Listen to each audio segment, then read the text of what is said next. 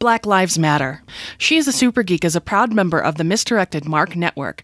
Episode 139 is brought to you by our patron, Kevin Brown. He's a rock and roll play baby, and she throws a natural 20 crazy. She's a rock and roll play baby, and she's nothing new to normal and maybe. You're listening to She's a Super Geek, the actual play RPG podcast highlighting women as GMs. Hey everyone, I'm Andy, and on today's episode, it's just you and me. That's right, I am playing a solo game. If you're like me, you often want to play more games than you either have time to or are able to gather a group for. We're excited to have Zoom, of course, but there's still a lot of games you can play by yourself. Today's game is called Soul by James Mullen. The premise is that you have left the world behind on an almost fully automated one-person spacecraft with the mission to scout the galaxy and see what's out there. The craft records everything of scientific nature on its sensors, and your job is to provide the human touch with commentary on how each discovery makes you feel. We do have a few content warnings for this. Isolation, death of a parent, and a PTSD-like flashback that deals with war and the death of a family member when the character was a child. This game can be played on a day-by-day basis or occasionally via a blog or a vlog. Today I'm going to do, I think, maybe an audio recording of a transmission. I think that makes a lot of sense. I'm excited to play this game because I've been watching a lot of Star Trek: The Next Generation, along with Misdirected Mark and a lot of our fans. Tonight, if you're listening to this podcast on the day it drops, is the finale of Star Trek TNG. We will start a DS9 watch party, that's Deep Space Nine, if you're not into the Star Trek lingo, next week or the week after. You can find more information at forums.misdirectedmark.com. For each day, I will be rolling to see what I encounter and generating 3 random words to help me describe it. If you want to know what those prompts were, you can go to sassgeek.com and check out the show notes. Otherwise, have fun guessing.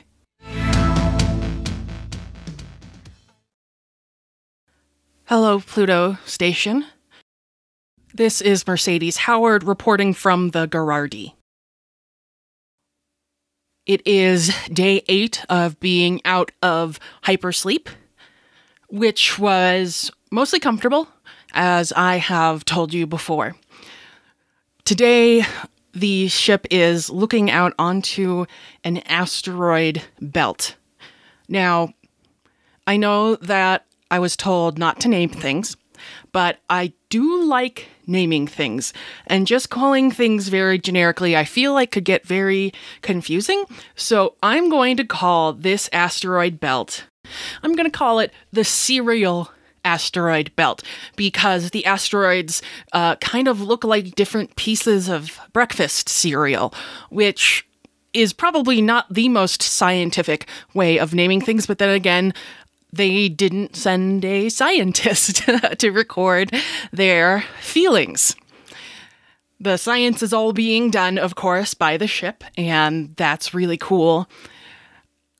The reason I want to call it the Cereal Asteroid Belt is, as I said, because it looks like different pieces of breakfast cereal. And I don't know about you, but when I was a kid, I ate cereal pretty much every morning for breakfast, except on Saturdays, when my moms would make pancakes. So that was a special Saturday treat, but every other day, I ate cereal. And there are shapes of these asteroids. Some of them look like O's and have holes in the middle. Some of them have craters and crevices, and they look like they might be, Cocoa Krispies or other sorts of chocolate cereal. And they have some different interesting features. Almost as if I'm looking through this and some pieces are cereal and some are marshmallows.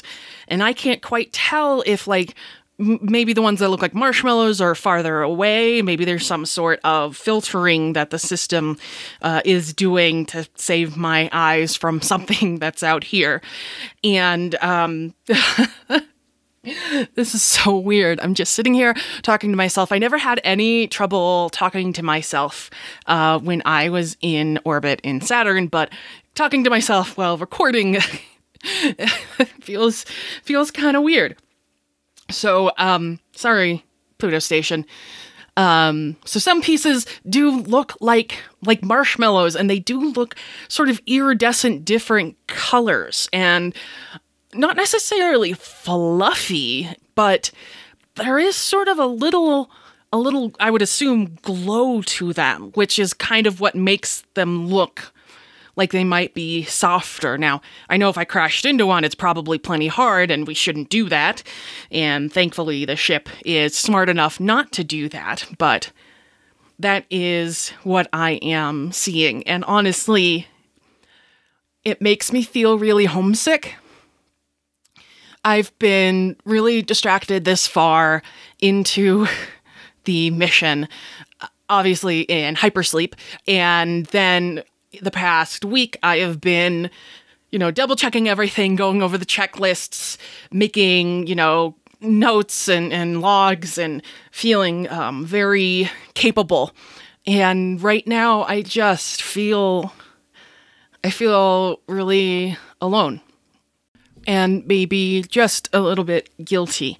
I agreed to do this mission a little more than a year after my mama died.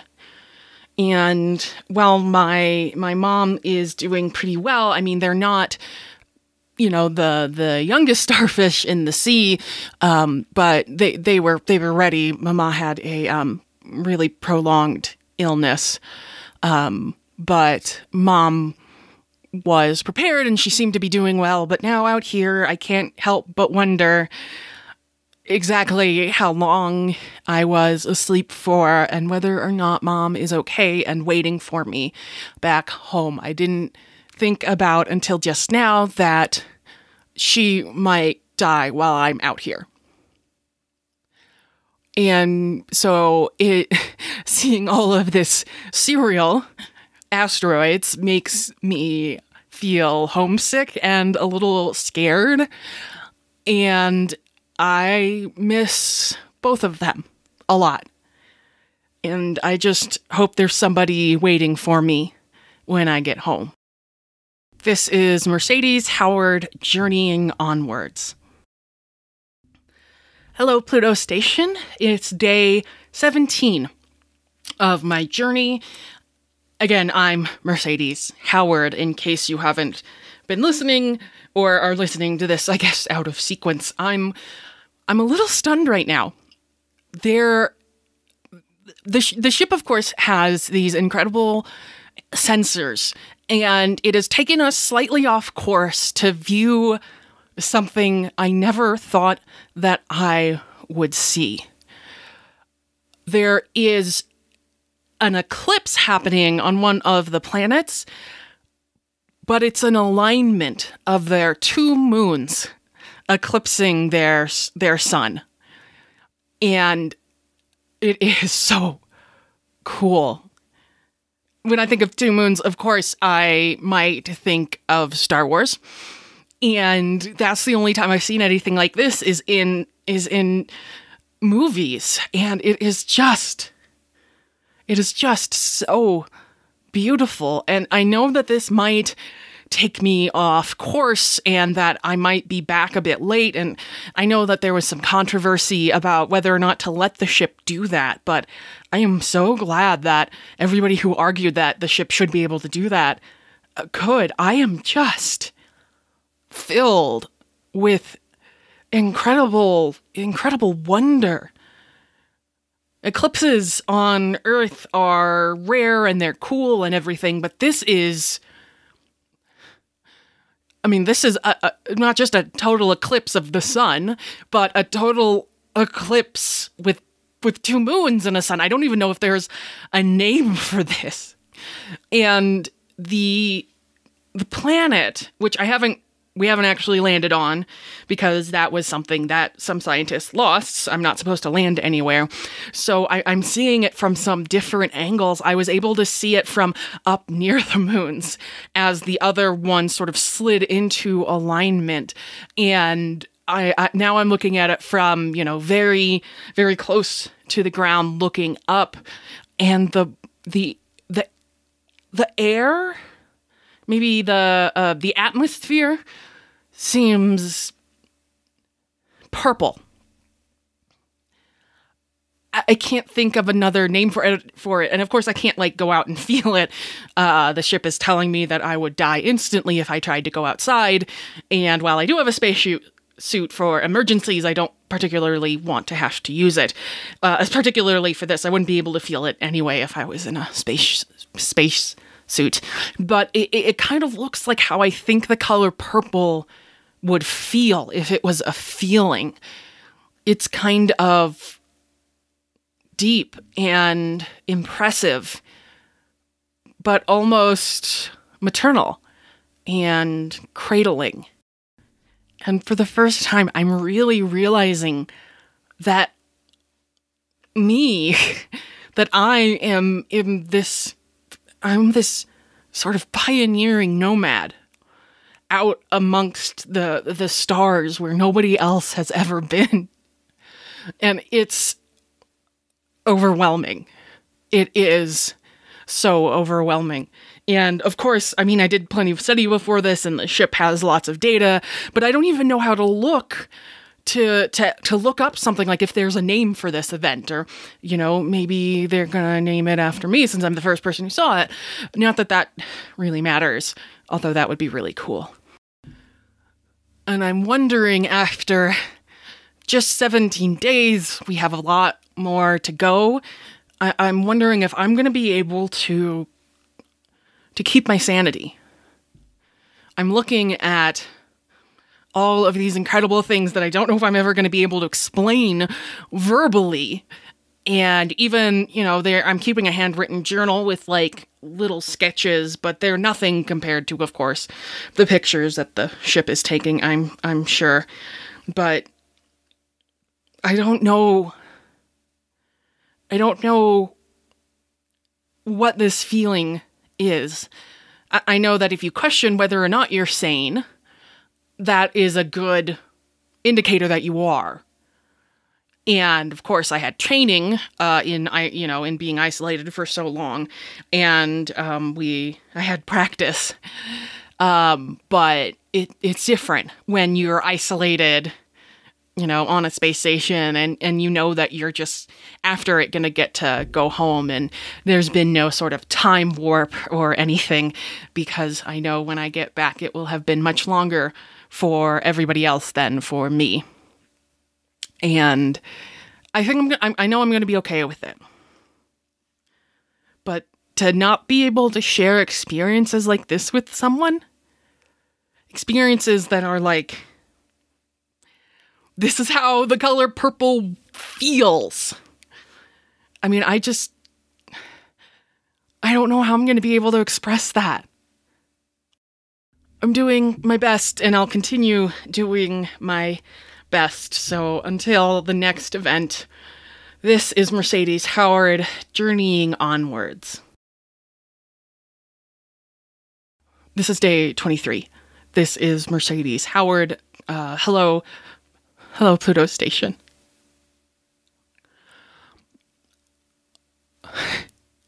I know a lot of my logs have talked about how I don't know how to say certain things, and this is...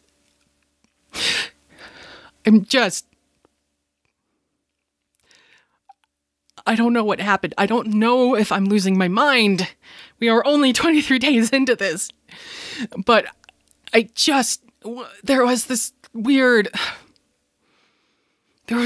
thing that the ship decided to look at closer, and it almost looked like just not a black hole. I've seen pictures of those, and obviously we're not supposed to go anywhere near them because then we'd be lost and you wouldn't get any of this data or anything like that. But it was almost a void in space where there were no stars or anything like that. And like that, there were no other lights. It was just void. And the ship took me into it. I kind of wish they'd given me some sort of kill switch, or at least some sort of permission asking thing where the ship could say, hey, are you okay with this? Because I probably would have said, no, I'm not. Like, note that, and just when we get other ships out here with better equipment and whatnot, like, you can just, look into it then. But so we went into it. Whatever this void was. And I was a child again. I wasn't in the ship. I was back on Earth. I was there for my great-grandmother's funeral. And it was in the town where my mama had grown up.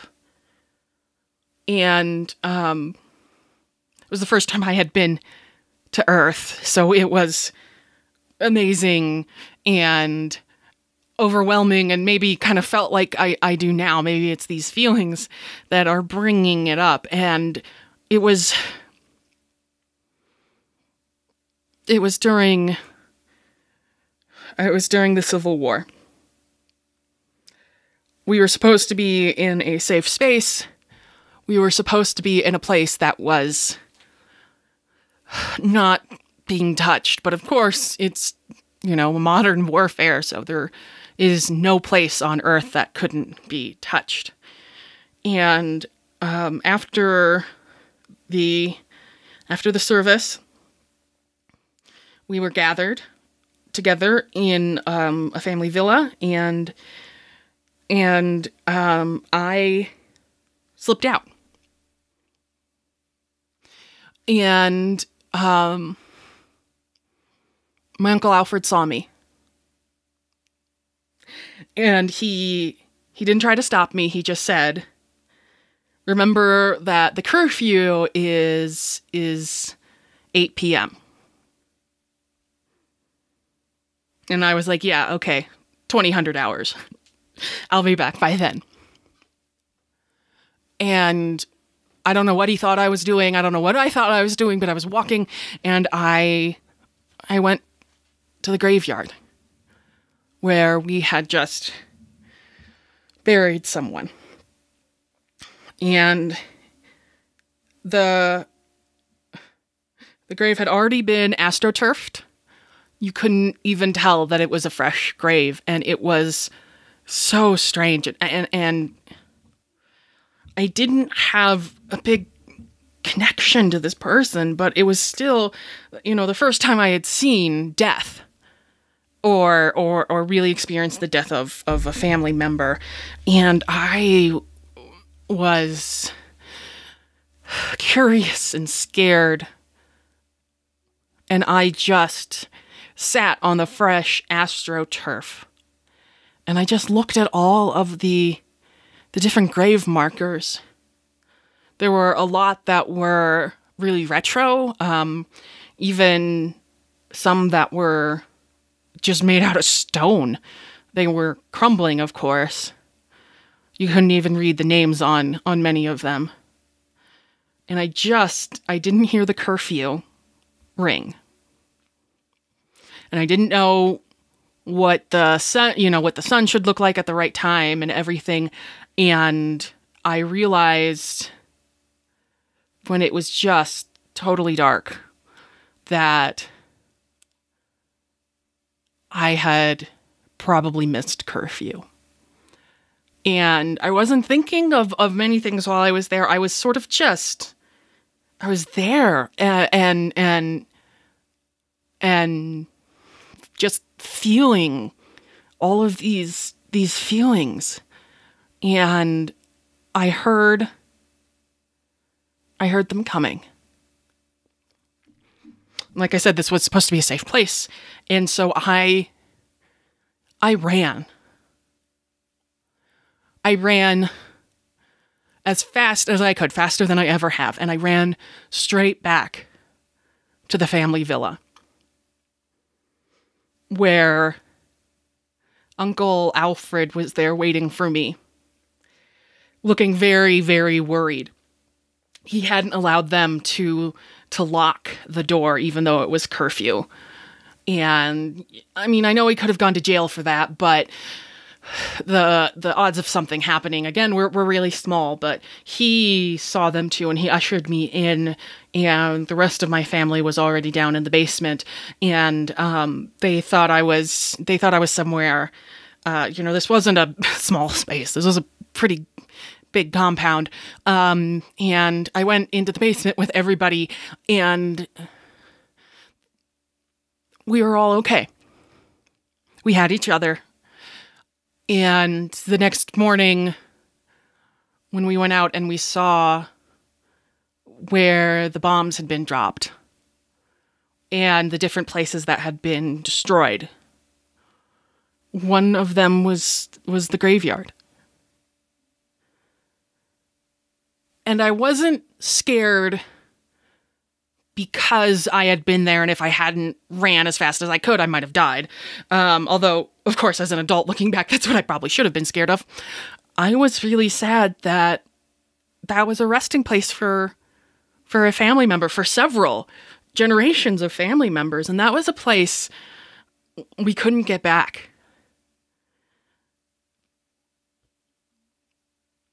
You know, there's a lot of buildings that if they get knocked down, we can just rebuild them. And it's also really hard because I know how precisely those bombs were, how precisely you could make them.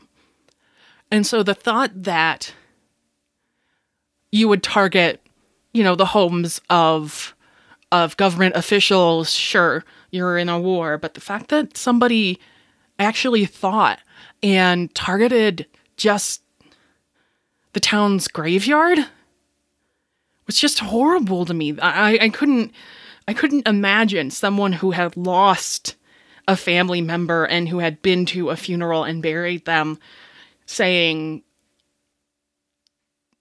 we should destroy that kind of a place for another family.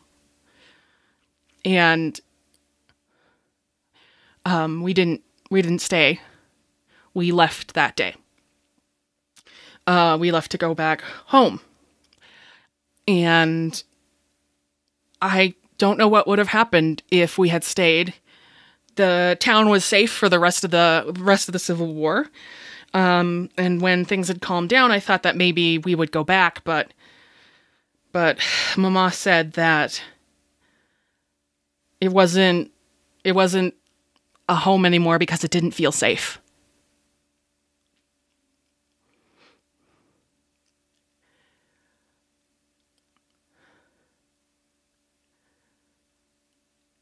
I mean, I re-experienced all of that. And I know and I've read about like post-traumatic stress disorder, but I was evaluated by people who are coming on this, and I didn't have it. I've never relived an experience like that. It was just in this void. All of a sudden, I was this small girl, and I was in that graveyard, and I was running away from it, and I was, being held in the arms of my mom's in the basement of my family's villa. And I was looking out at the destroyed and decimated graveyard, so precisely bombed that the iron wrought fence still stood. And I remember getting on the shuttle and the feeling of waving goodbye to my uncle.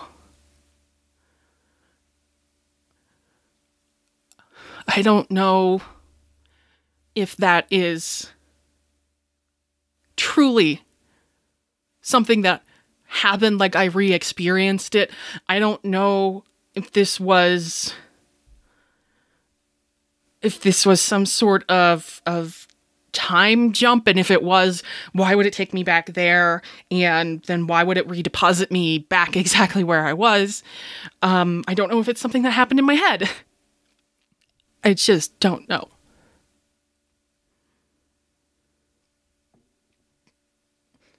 All right, Pluto Station, this is Mercedes Howard journeying onwards. Hello, Pluto Station. This is Mercedes Howard coming to you from the Girardi, and I have had something incredible happen. I've seen things around the ship that look like little iridescent sort of winks of I don't know if they were of matter or space dust or something, and the sensors haven't really been able to figure out what they were either. And today, one of the sort of little pinpoints of iridescent light came into the spacecraft. It just like completely phased through the wall. And I was freaking out because I'm like, this is how I'm going to die. But no, it was an animal of some sort. Maybe animal isn't the right idea. It was an interstellar life form. Like an actual creature that lives in space, and it sort of formed into its shape in front of me, and it looked like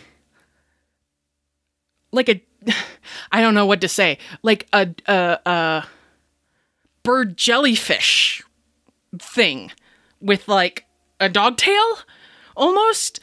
Not like the long golden retriever ones, like the short little pug ones. And it was so beautiful. But it was making these little cries, and I don't know why, but I just knew that it was in pain somehow. And so I looked at it, and I didn't know if I should touch it or not. And all these things went through my head, like, oh, if it's a baby and I touch it, will it smell humans? And then the parents won't take it back. And I'm like, but they don't know what humans smell like. I'm the first human that's ever been out here. And so I put on gloves because, you know, I broke into the emergency supplies and thought, okay, let's put on gloves. And tried to lift this creature up. And it made this tiny little squeak like a bat.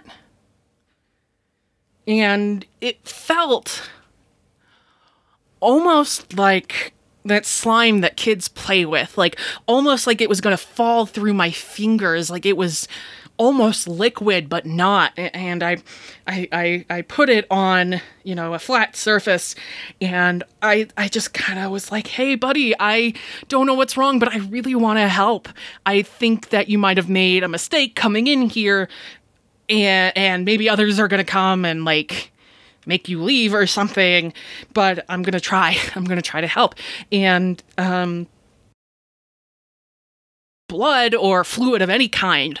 So, you know, I didn't know if this was a wound or a sickness or something. And I didn't know what to do. And I went back in my mind through all the emergency training I had had. Of course, it was for humans, so I didn't know how it would respond to this jellyfish, cat, dog, bird. That sounds like a bat. And I started running my fingers very gently over its fur-like skin? Or skin-like fur? It was kind of like the bristle on a pig. But you couldn't really see it, but I could feel it. And I tried to communicate because I thought, if this is a sentient being, this is the first alien sentient being, you know, that humankind has ever made contact with, and that's so cool. But I don't think it is. I think it is a non-sentient, some sort of interstellar being, and I started singing to it. Because what else do you do? When you don't know what else to do, right? Like, I just started singing. And and it liked it. It kind of chirped. And I saw there was this iridescent wing paw that didn't seem to have any claws on it.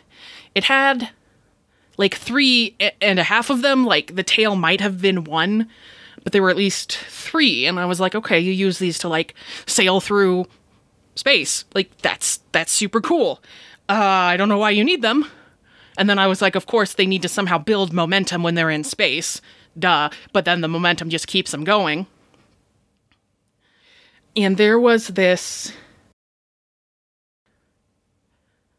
that was lodged in someplace. I don't know, a mouth, an ear, some sort of opening. It probably threw off however this creature navigates. I mean, that's my very general guess. And so I got out the little tweezers, and I very, very gently, tried to pull it out, and it was some sort of rock. At least I can identify what a rock is. I don't know what it's made out of or anything. It's right here. I still have it. I'm gonna bring it home. And it doesn't weigh too much, so it's not gonna throw off any of the equations based on weight. And this little thing, just like, it shook its head, I think. And then it just kind of examined me. Again, I'm pretty sure. I'm pretty sure it was looking at me. I couldn't tell if it had eyes. But it definitely sized me up. And I just looked at it and I was like, friend, I know that you don't understand me and that you don't understand, or don't know at least the stories of my people, but there's a story of a very powerful lion who gets a thorn in its paw, and a little mouse takes it out, and there's this, huge thing about how even the smallest creatures can make a big difference. And I don't know what I just did, but I'm really, really hoping that I am a mouse to your lion, that whatever you are going through, I just somehow made your life just a tiny bit better. And it winked at me, not with its eye, it like winked in and out of light, in and out of existence, maybe. Maybe it did that phase shifting thing and left. It just flew out. I was like, oh god, you're gonna hit the wall! And then of course it didn't hit the wall, because it's an interstellar being, and apparently it can phase through what I consider matter. Like solid matter, and I don't know what to do with any of this information. Obviously, there are going to be a bunch of pictures. The ship has everything of this on file, but, I mean, I am just... Oh my gosh, I am just so exhausted from the worry and the anticipation and the not knowing what this was.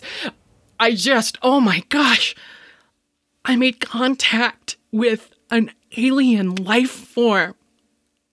I touched it. It was kind of the consistency of Jell-O, which is gross, but also so beautiful. I'm just overwhelmed, and this rock, I'm gonna put it into the ship so that it can figure out like what it's made out of and everything, and I'm going to tell it to keep it, to put it into the storage, because it is gathering up little things like that. But maybe I won't actually. Maybe I'm going to keep it. Maybe I'm just going to keep it for myself. Not forever. I'll let the scientists look at it, okay? But that's what happened to me today.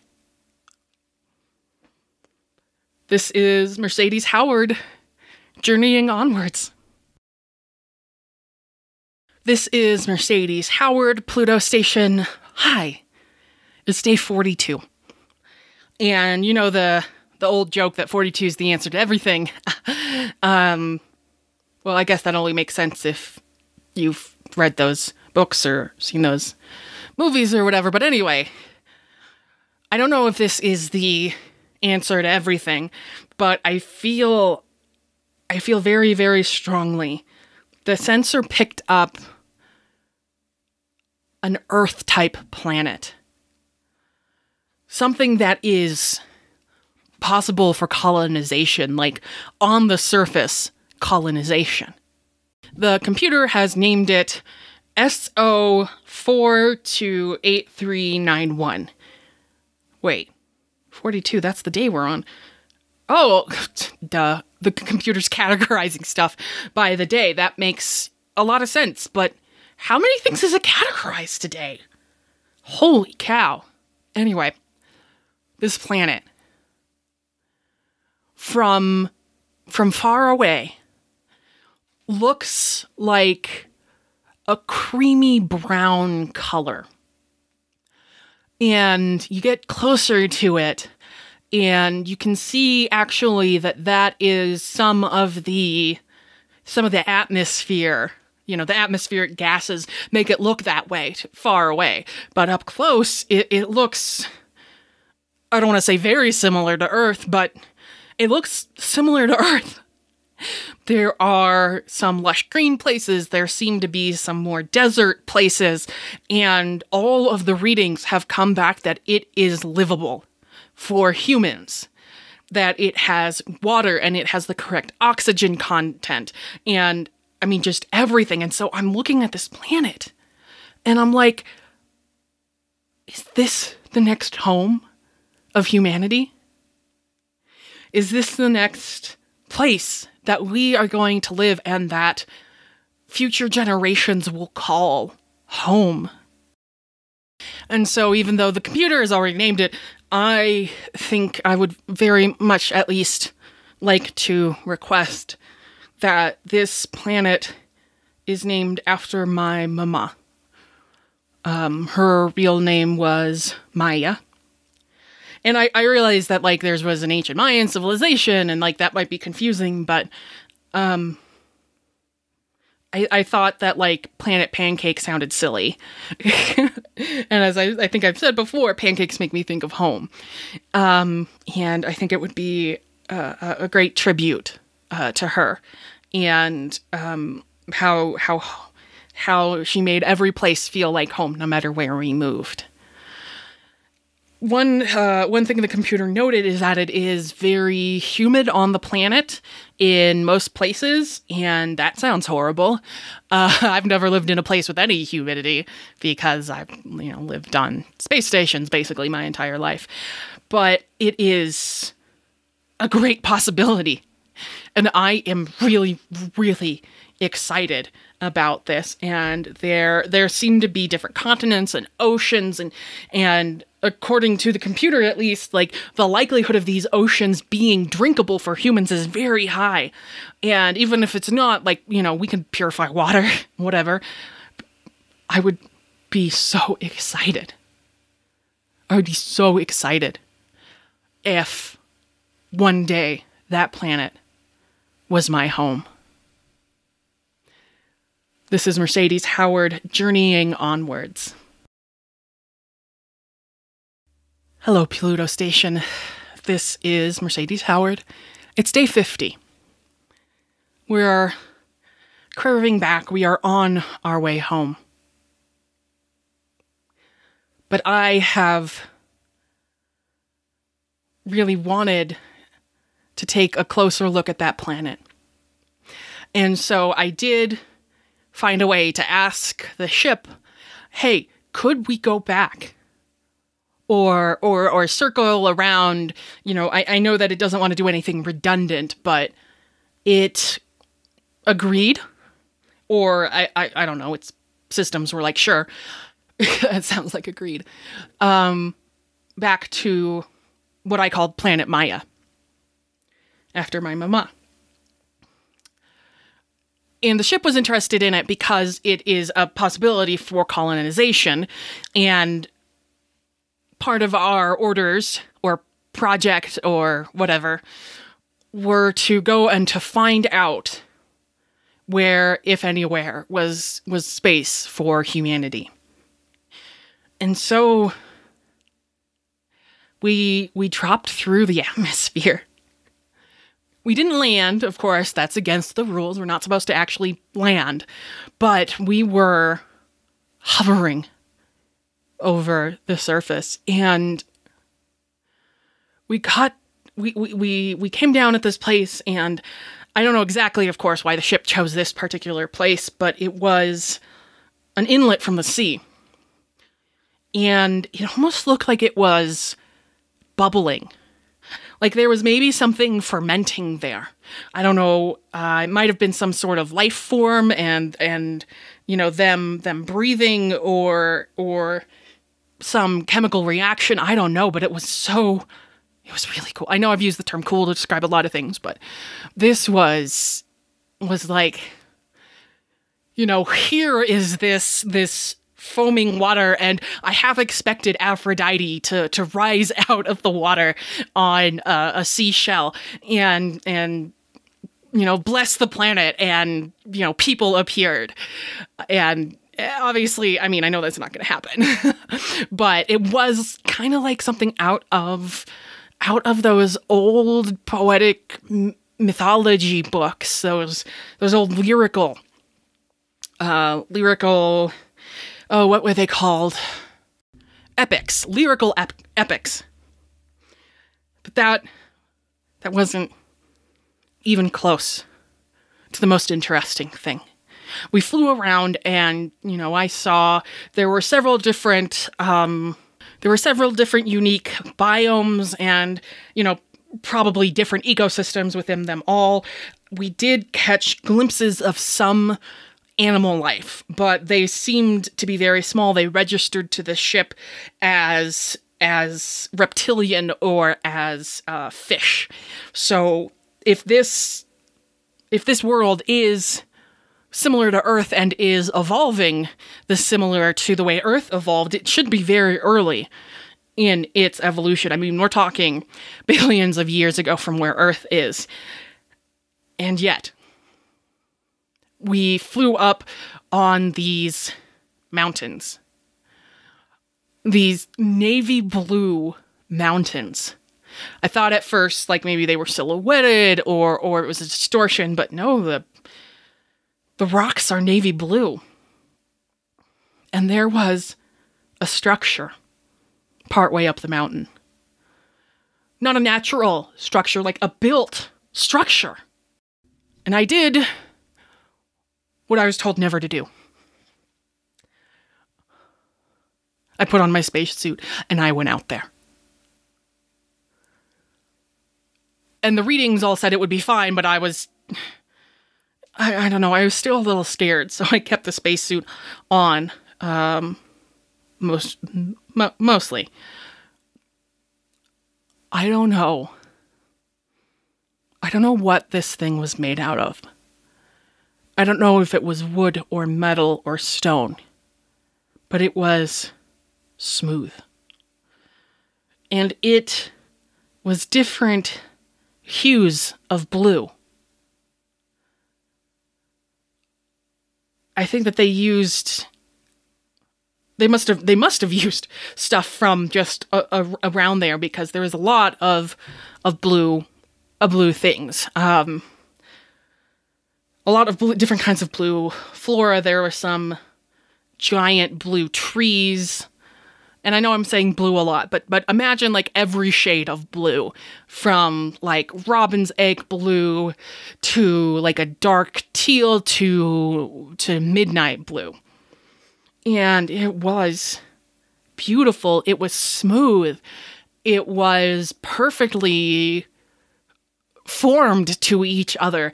And so I don't know if this was the work of some sort of people or some sort of machine, maybe, but I went in. It wasn't shaped like anything I'd seen before. I have no idea what the purpose of this place is. There wasn't anything.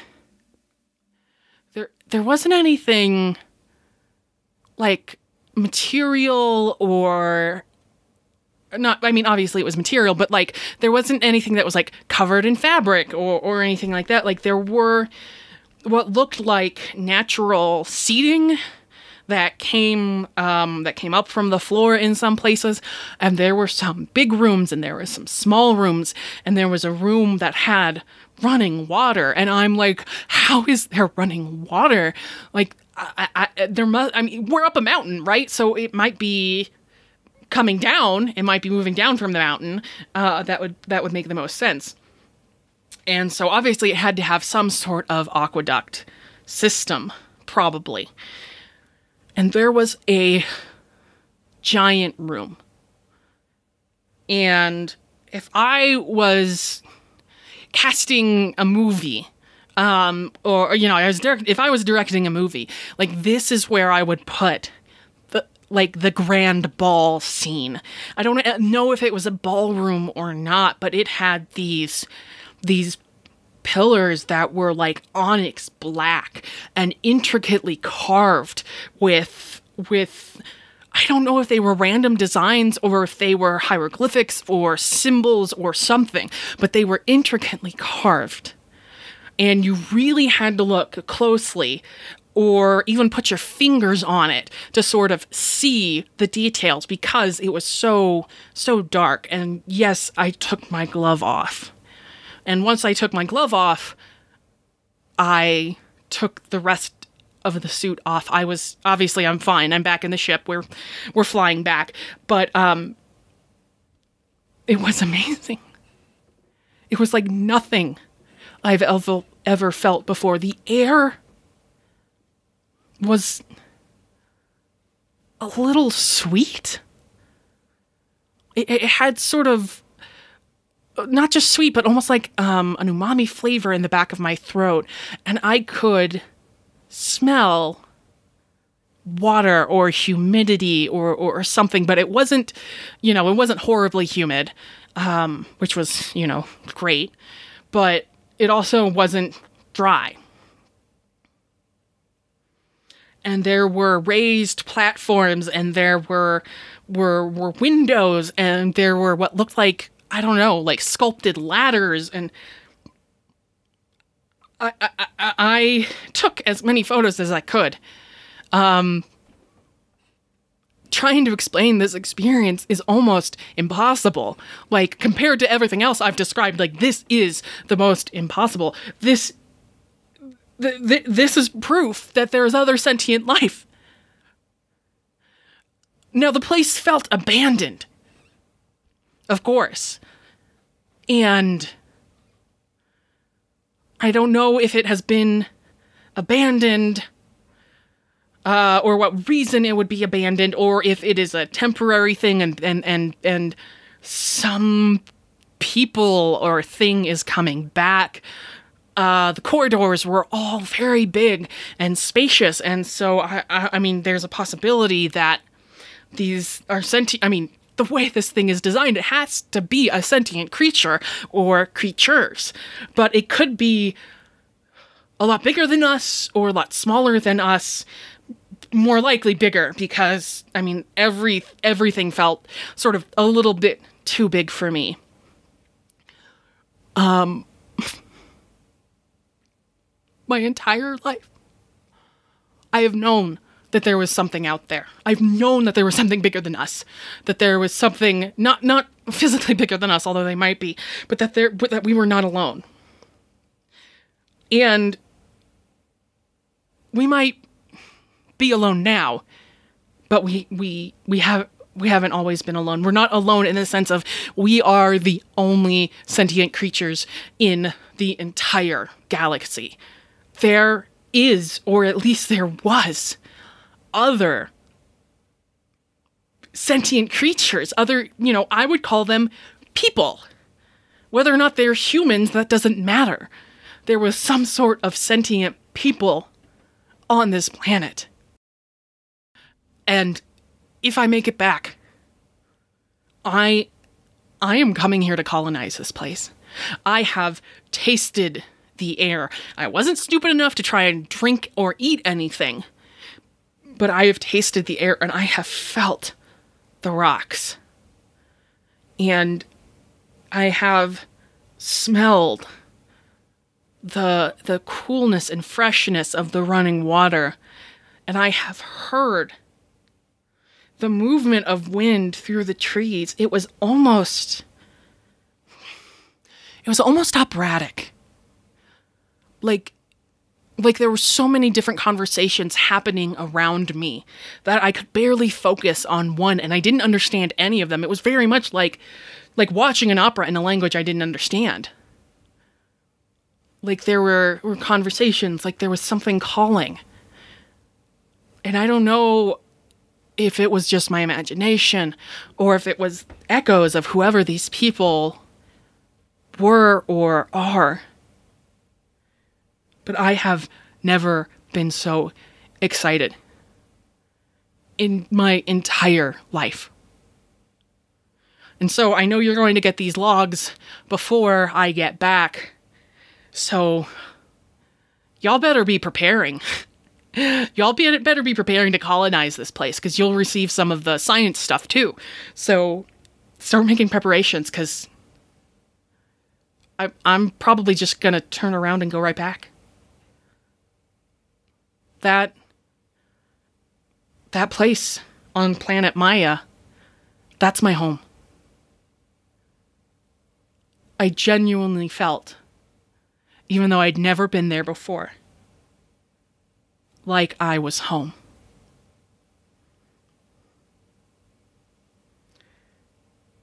This is Mercedes Howard heading back to Pluto Station. She plays a maid, she's got me under her spell. She plays a fighter with her eyes set to kill. I play, and I can't look away. We hope you enjoyed episode 139 of She's a Super Geek. I really enjoyed playing this game. Again, this was Soul by James Mullen, and you can find a link to the game in our show notes at sassgeek.com. And if you liked what you heard, which I'm hoping you did because you listened to me for 50 minutes talking to myself, you can go to your favorite podcatcher of choice and give us a 5-star rating and review. We would really appreciate it. Our theme song is Rock and Roll Play Baby by Kieran Strange. You can find more music, tour dates, and merchandise online, kieranstrange.com, or on Twitter at kieranstrange. One quick note for those of you who are listening this far. The final log was supposed to end with the character saying, "This is name coming home." But based on the character arc that happened and how strongly Mercedes felt about this new planet being her home, I didn't think that it was actually appropriate to call that place home. Join us in 2 weeks for our next adventure.